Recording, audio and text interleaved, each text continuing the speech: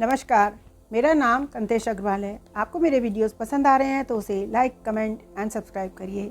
आइए आज हम बात करेंगे प्रेम ईश्वर की अलौकिक शक्ति है।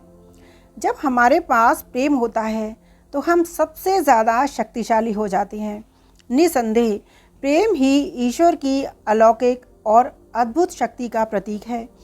प्रेम हर चीज़ का, हर अच्छी चीज़ का सृजन करता है और नफ़रत हर चीज़ का विसर्जन करती है। तुम ज़मीन वालों पर रहम करो, आसमान वाला तुम पर रहम करेगा।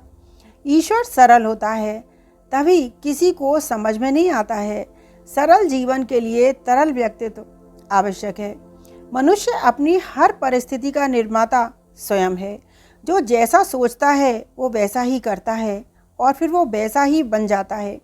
स्वार्थ से भरे इस जमाने में निस्वार्थ प्रेम बस ईश्वर ही करता है। नमक जैसा किरदार बनाओ, ना कोई ज़्यादा इस्तेमाल करे और ना कोई आपके बिना रह सके। आपके घर में जब कोई पुण्यशाली व्यक्ति रहता है तब तक आपके घर में कोई नुकसान नहीं कर सकता। जब तक विभीषण लंका में रहते थे तब तक रावण ने कितना भी पाप किया, परंतु विभीषण के पुण्य के कारण रावण सुखी रहा।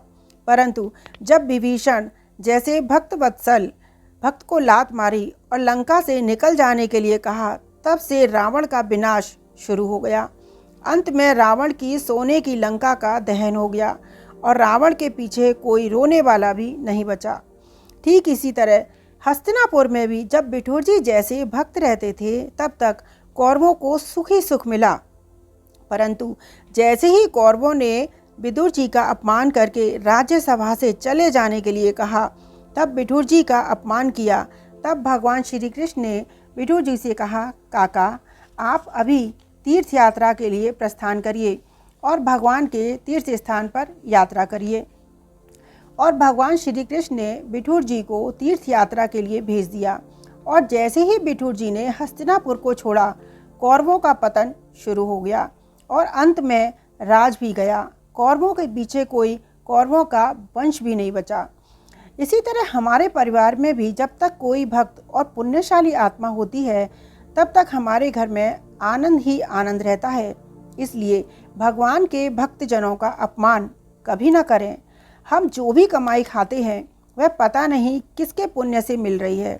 इसलिए हमेशा आनंद में रहें और कोई भक्त परिवार में भक्ति करता है तो उसका सम्मान करें और उसके मार्गदर्शन में चलने की कोशिश करें। पता नहीं संसार की गाड़ी किसके पुण्य से चलती है। ईश्वर और शास्त्र के प्रति समर्पित रहें। धर्म की जड़ जहाँ होगी वहाँ अशुभ कर्म आने से भी डरता है। दो बातें अपने अंदर पैदा करनी चाहिए, एक तो चुप रहना और दूसरा माफ़ करना, क्योंकि चुप रहने से बड़ा कोई जवाब नहीं और माफ़ कर देने से बड़ी कोई सज़ा नहीं। किसी भी विचार को पकड़कर नहीं, विचारों पर चलकर ही परिवर्तन आता है। दुनिया सत्य से अनभिज्ञ रहना चाहती है। जब कोई इंसान दुनिया से विदा होने लगता है तो आप देखिए तुरंत उसके बिस्तर, उसके कपड़े, उसके इस्तेमाल किया हुआ सामान घर से बाहर निकाल दिया जाता है। पर कोई भी उसके द्वारा कमाया हुआ धन, दौलत, प्रॉपर्टी, घर, पैसा, जेवर, इन सब को क्यों नहीं निकालता है? गले का हार और सोने की अंगूठी तक खींचकर निकाल लेते हैं। इससे ये पता चलता है कि रिश्ता किन चीज़ों से था। लेकिन उसके द्वारा कमाया हुआ पुण्य, परोपकार, आपका नाम ये कोई नहीं छीन सकता। हाथ जले जो लकड़ी, केस जले जो घास, कंचन जैसी काया जल गई, कोई ना आया पास। ऐसा काम करना चाहिए कि मरने के बाद लोग तुम्हारे धन के कारण नहीं, मन के कारण नाम लें। एक बार धरती पर बहस हुई कि भूख, प्यास, नींद और आशा में सबसे बड़ा कौन है। खूब बहस हुई। जब सब हार गए तब एक ज्ञानी के पास गए। ज्ञानी बोला, भूख में विकल्प है, जैसे वह कई प्रकार के 56 प्रकार के भोजन से भी मिट सकती है और बासी रोटी से भी मिट सकती है।